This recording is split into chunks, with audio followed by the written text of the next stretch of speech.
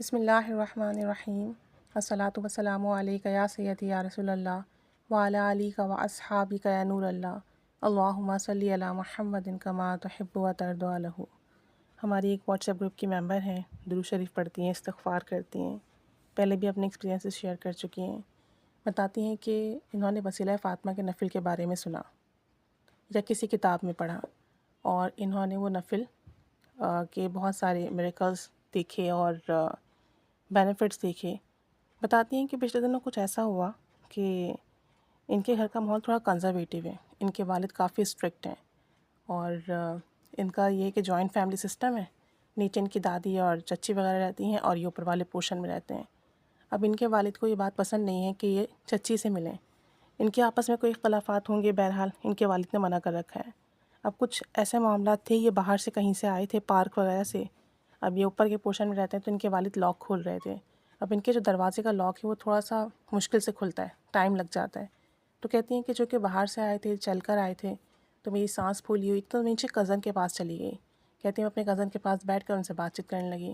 اب کہتی ہیں کہ ان کی ایک کزن ہے جو کہ انہیں بہت تنگ کرتی ہیں، لوگوں سے ان کے بارے میں غلط بیانی بھی کرتی ہیں اور انہیں تنگ کرنے کا کوئی موقع نہیں چھوڑتی، جس سے ان کو بہت تکلیف ہوتی ہے، اور لوگوں سے اس طرح کی باتیں کرتی ہیں۔ جب انہیں پتہ چلتا ہے بعد میں تو انہیں بہت دکھ گزرتا ہے، غلط بیانی کرتی ہیں، although کہ یہ انہیں کوئی تنگ نہیں کرتی، انہیں کوئی نقصان نہیں پہنچاتی، لیکن یہ ان کا مزاج ہے، اس کی وجہ سے ان سے بہت کم بات کرتی ہیں۔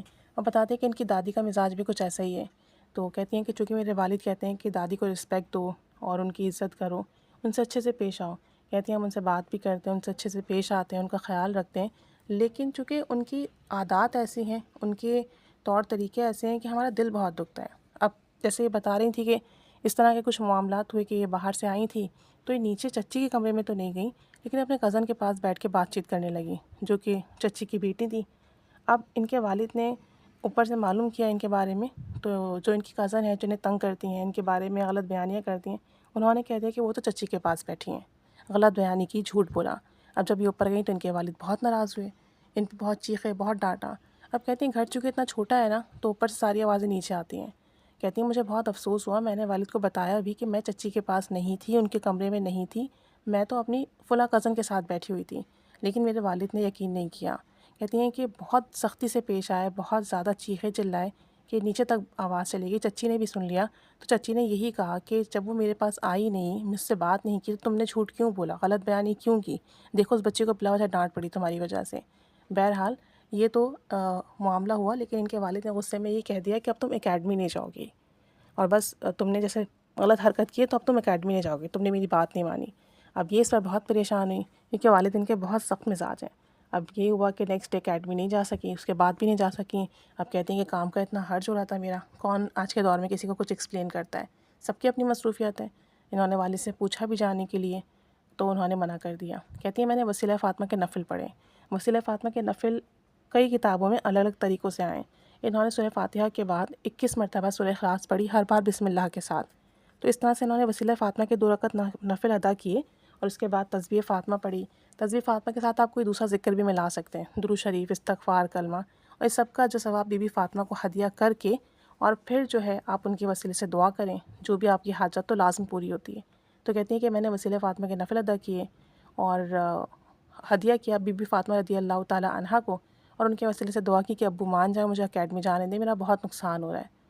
تو کہتی ہیں کہ پھر جب 1 دن گزر گئے تو میں نے اپنے والد سے کہا فرائیڈے کے دن کہ آپ مجھے اکیڈمی چھوڑ دیں، میرا بہت لاس ہو گیا ہے، لیکن ان کے والد نہیں مانے، انہوں نے کہا کہ نہیں اب تم اکیڈمی نہیں جاؤ گی۔ کہتی ہیں مجھے بہت دکھ گزرا کہ میں نے نفل بھی ادا کیے، اور میں اللہ سے بات بھی کر رہی تھی کہ یا اللہ یہ کیا ہو گیا، میں نے تو کچھ غلط کیا ہی نہیں ہے، میرے خلاف سازش کی گئی، غلط بیانی کی گئی، اور مجھے ہی میرے جائز حق سے محروم رکھا جا رہا ہے، میرا اتنا لاس ہو رہا ہے، کون مجھے سمجھائے گا چیزیں۔ کہتی ہیں ویسے ہی میں اتنی مشکل سے پڑھائی کر رہی ہوں۔ تو بہرحال اور انہوں نے یہ نیت بھی کی تھی کہ اب جب یہ اکیڈمی جاتے ہیں تو ان کو جو تھوڑے بہت پیسے ملتے ہیں وہ اللہ کی راہ میں صدقہ کر دیں گی۔ اب چونکہ اکیڈمی جانے کو تو نہیں دیا، تو بہرحال انہوں نے صدقہ تو کر دیا اللہ کی راہ میں۔ بہت پریشان تھیں، بار بار دعا کرتی رہیں، اللہ سے کہتی رہیں کہ اللہ میری تو غلطی ہی نہیں تھی کوئی، اور میں نے تو وسیلہ فاطمہ کے نفل بھی پڑھے، پھر ایسا کیسے ممکن ہے کہ میری جو دعا ہے وہ قبول نہ ہو؟ وسیلہ فاطمہ کے نفل پڑھ کے تو لازمی دعا قبول ہوتی ہے۔ کہتی ہے میں اللہ تعالیٰ سے یہی ساری باتیں کرتی رہی، اور کل پھر ان کی والدہ نے ان سے کہا کہ منڈے سے تم اکیڈمی جاؤ گی۔ میں نے تمہارے والد سے بات کی، انہوں نے کہا کہ ٹھیک ہے، مطلب آپس میں سمجھایا ہوگا، بات چیت کی ہوگی، تو انہوں نے کہا بہرحال کہ ٹھیک ہے وہ اب چلی جائیں۔ تو یہ کہتی ہیں کہ مجھے اتنی حیرانگی ہوئی، کہاں میرے والد مان نہیں رہے تھے، سن نہیں رہے تھے، اور کہاں جو ہے انہوں نے اجازت دی تھی۔ تو کہتی ہیں کہ وسیلہ فاطمہ کے نفل بہت بہت زیادہ جو ہے وہ یوں سمجھ لیں کہ پاورفل ہیں، آپ کی دعا حاجات ضرور پوری ہوتی ہے، جائز مقاصد میں کامیابی ضرور ملتی ہے، اور یہ بات حقیقت ہے۔ اب ان کے ساتھ تو واقعی بہت برا ہوا، سازش کہہ لیں یا تکلیف دینے کی نیت سے کہہ لیں کہ ان کے اپنوں نے اس طرح سے کیا، لیکن آپ وسیلہ فاطمہ کے نفل اپنے کسی بھی حاجات کے لیے پڑھیں، کسی بھی جائز دعا مقصد کے لیے پڑھیں، اس میں کامیابی لازمی ملتی ہے، توجہ دھیان سے پڑھیں، اور پھر نفل پڑھنے کے بعد ہدیہ کریں بی بی فاطمہ کو، اور رو کر گڑگڑا کر دعا کریں، تو بڑا کرم ہوتا ہے، بڑا فضل ہوتا ہے۔